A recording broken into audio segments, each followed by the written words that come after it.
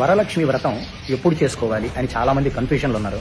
ఎందుకంటే ఈ శ్రావణ మాసము 5 శుక్రవారాలు వచ్చాయి కాబట్టి 5 శుక్రవారాలు వచ్చాయని చెప్పి చాలా మంది కన్ఫ్యూషన్లో ఉన్నారు. 2వ వారం చేసుకోవాలా 3వ వారం చేసుకోవాలని.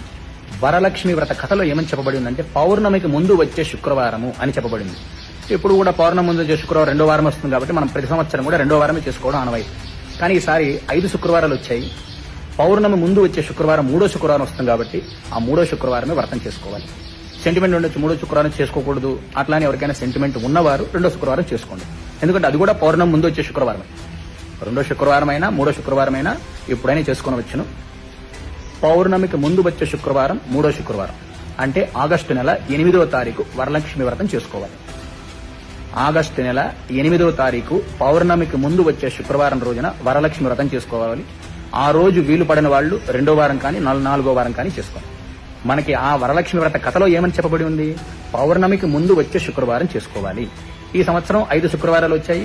పౌర్ణమికి ముందు వచ్చే శుక్రవారం ఆగస్టు నెల 8వ తారీఖు శుక్రవారం వచ్చింది కాబట్టి ఆ రోజే వరలక్ష్మి వ్రతం చేసుకోవాలి. ప్రతి ఒక్కరు కూడా తెలుసుకోండి, అందరికీ తెలియజేయండి. చాలా మంది కన్ఫ్యూజన్ లో ఉన్నారు.